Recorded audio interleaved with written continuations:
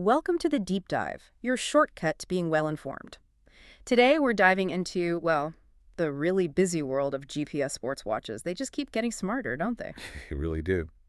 And there's a new heavyweight contender making waves, the Suunto Race 2.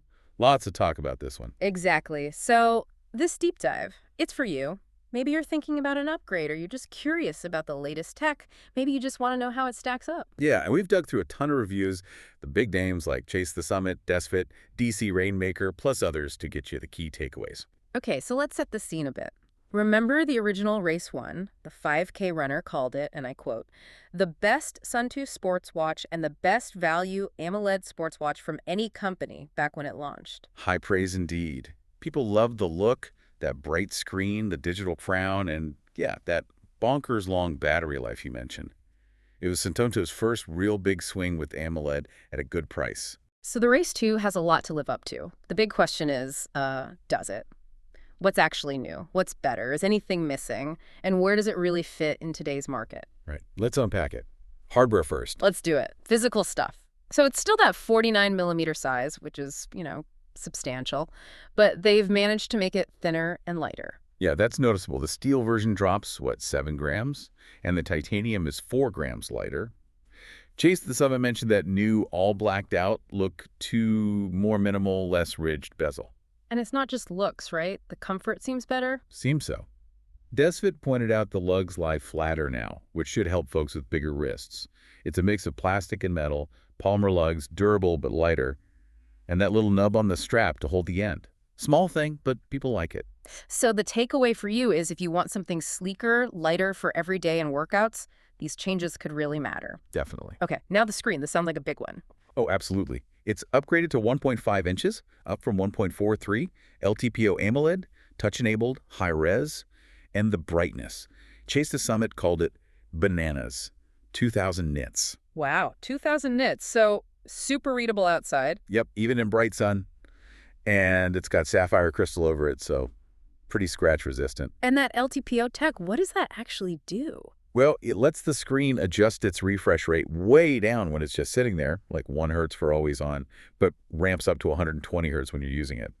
So smoother scrolling, but also saves battery, plus the blacks look deeper. Better lamination, they said. So visually it sounds top-notch, premium feel, super clear. It really is a standout feature. All right, here's a big one for Suunto fans, I think. The heart rate sensor. They've had some challenges there in the past. Oh yeah, they definitely heard the feedback. Suunto apparently went back to the drawing board. Yeah. New design, 6 LEDs, 4 big light receivers.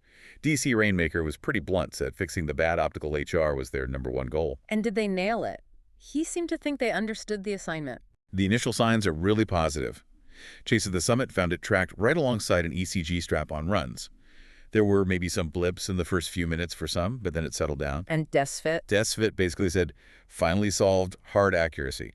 Across running, cycling, HIIT, weights, looking good. Okay, so for you, if you've been hesitant about Suunto's wrist HR before, this sounds like a major, major improvement, much more reliable data. Exactly. Big step forward. Cool. What about the practical stuff? Charging, internals? New charger, magnetic USB-C, DC Rainmaker's take, no longer sucks.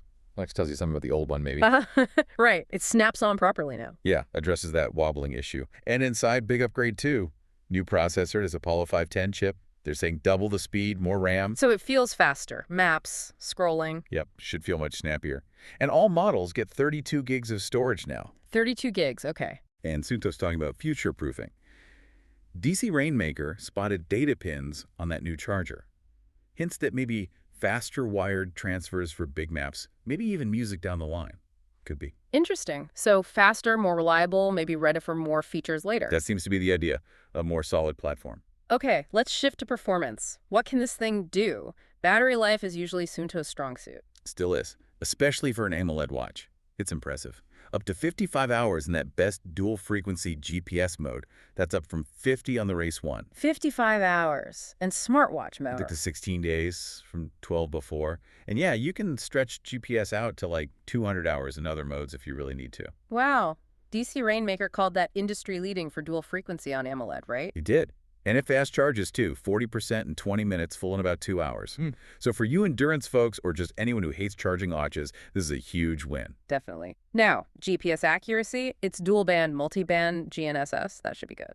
Yeah, theoretically helps a lot in tricky spots like cities or canyons. Chase the Summit got very good results running sharp corners, tracks look clean. Desfit's had pretty good too, even under trees. But I feel a but coming. Well, DC Rainmaker, comparing it really closely, saw what he called slight steps back from peak Suunto GPS, like the Race 1 or Vertical, which he considered industry leaders. Steps back? Like how bad? Not major errors, he stressed, more like imperfections. He saw some struggles in New York City. Tall buildings, and open water swimming results were just not awesome. Okay, so takeaway. Generally good for most things on land, but maybe not the absolute king in the most challenging spots if you're comparing super closely. That seems fair. Back in the chasing pack, as he put it, rather than leading it outright on GPS. Gotcha. Let's talk navigation. Maps. It has full topo maps, right? Yep, downloadable. And they're smooth to use with the Crown, responsive zoom and scroll. Big upgrade is Climb Guidance version 2. It now shows waypoints on the elevation profile. Oh, nice. So you can see how far to the next aid station or peak on the climb profile. Exactly. Zoom between them. See ascent descent remaining to the next marker. And map downloads over Wi-Fi now, no charger needed. Okay, but limitations. We mentioned the GPS might not be perfect. What about the maps themselves? Right. Key things. No street or trail labels on the map itself. No built-in points of interest, though you can add your own via the app. And crucially, as Chase the Summit pointed out, they are not routable on the watch. Not routable, so if I go off course. It won't create a new route back for you. It'll just give you a compass pointer back towards the original route line. You need the Suunto app to plan the routes beforehand. Okay. And someone called The Walking Dad had an issue with the original race's turn notifications being tiny. Is that still a potential thing? It's possible the UI for turns might still be a challenge for some, yeah. So maps look good, useful for following a plan. Climb Guidance is better, but don't expect Garmin-level on-watch routing. Makes sense. What about actual sport tracking? Modes, training features? Loads of modes, over 115. Triathlon, multisport, obviously, but also weird niche stuff like parkour. Mermaiding. Mermaiding, seriously? Yep, apparently snorkeling without GPS. They're fully customizable too. And the app has Suunto Coach AI plans, plus that new recovery widget. Ah, the recovery widget. That pulls in HRV, sleep, training, stress balance. Right, TSB, perceived exertion, gives you a readiness score. And for folks who follow this stuff, TSB is basically fitness minus fatigue. Helps you see if you're ready to train hard or need rest. It uses CTL long-term fitness and ATL recent stress. Okay, good context. And a feature people have wanted for ages. Multi-sensor pairing, finally. You can save like 2 different bike power meters and just switch easily. No more repairing every time you swap bikes. Nice. So for athletes, seems like a very solid training tool. Lots of data, lots of options. Very robust platform, yeah. Okay, but it can't all be perfect. Let's talk trade-offs. What's missing? What could be better? First thing, price. Yeah, it went up. $100 more than the Race 1.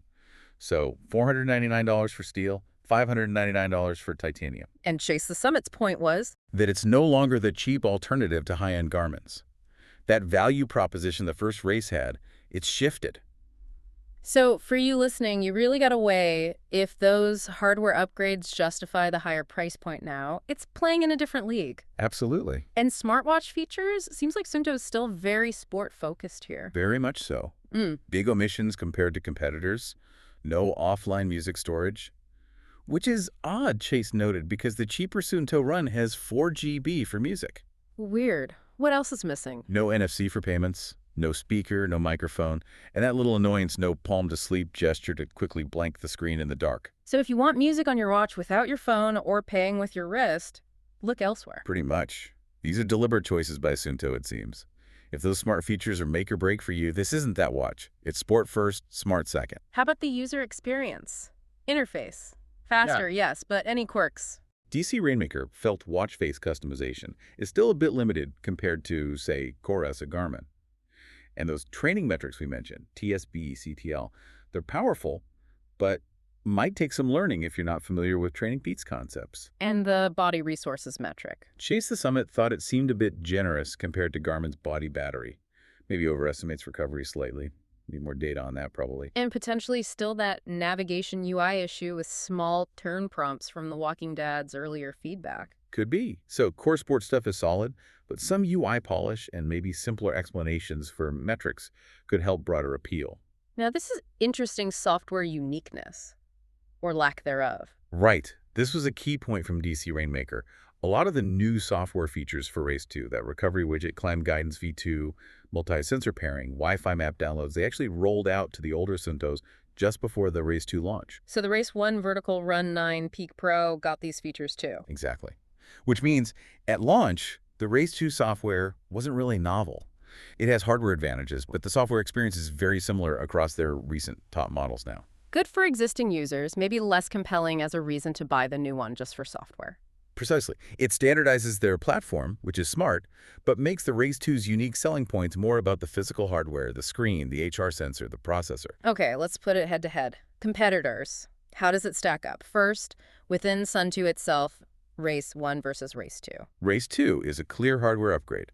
Better screen, lighter, thinner, faster, better HR, better charging, software. Very similar now because of the updates to Race 1. Suunto Race S. That's basically the smaller Race 1. Older tech stack, as the 5K runner put it. Good price if you want smaller. And the Suunto Vertical. That's their adventure watch, though DC Rainmaker calls that marketing. It has the older MIP screen, much better battery life, solar option. Race 2 has the bright AMOLED and faster chip. Different priorities. Screen versus absolute battery. Right. Now, outside Suunto, Garmin, big competitor. Forerunners, Epics. Yeah, high-end Garments generally offer more smart features. Routable maps, music, payments, speaker linking. Race 2 doesn't have those. But the Race 2 has. Arguably a better, brighter, bigger AMOLED than some comparable Garments like the 970 maybe, and that faster processor. But remember DC Rainmaker's point about GPS maybe not being quite as perfect as Garmin in the toughest spots now. Okay, how about Coros?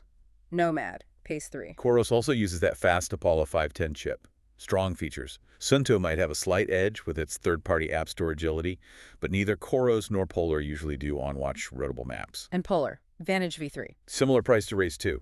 The 5K runner thinks Polar might edge it on physiology metrics, but Polar's app ecosystem is less developed, and DC Rainmaker noted some HR issues on the V3 indoors, similar to the old Race 1, actually. Interesting. And the Apple Watch Ultra 2.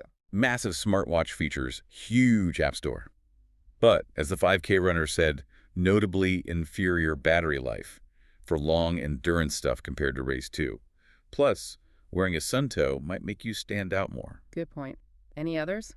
Amazfit. Someone mentioned an Amazfit as an alternative to Race 1, but DC Rainmaker generally cautions that Amazfit features can be a bit skin deep, maybe lacking long-term software support and updates compared to the dedicated sports brands. Okay, let's stick and settle there. Definitely. The Race 2 carves out its space with premium hardware screen, build, battery, and strong sport features, but trades off some of those common smart features. So let's try and wrap this up for you. The Suunto Race 2. It definitely brings major hardware upgrades. That screen is stunning, the HR sensor seems fixed, it's faster, lighter, sleeker, and the battery is still amazing for AMOLED. It's a beast for sports and outdoors. Navigation is solid, training metrics are deep. But yeah, it deliberately skips things like music and payments that others have. And the GPS, while generally very good, maybe isn't the absolute chart topper in every single tough scenario like Suunto possibly was before. Plus, that price bump puts it firmly in premium territory, not the value play the Race 1 was. Exactly, you're paying for those hardware improvements. What really stands out, though, is that future-proofing angle. More memory, those data pins. It feels like Suunto built this watch for what's next, even if it's not all enabled today. Right. It feels like they're solidifying their platform, focusing hard on being a top-tier sports watch, maybe moving away from trying experimental things. So final thought here. In a world where maybe watches try to do everything, the Suunto Race 2 seems laser-focused on nailing the sports experience. But what does future-proofed really mean when tech moves so fast? Is what it offers today enough for your needs? Or are you kind of waiting to see what updates unlock down the line? Yeah, will Suunto's bet on core performance and their ecosystem pay off against competitors loading up on smartwatch features? And maybe for you listening, what's the one feature, if Suunto added it via an update, that would make the Race 2 the perfect watch for you? Something to think about.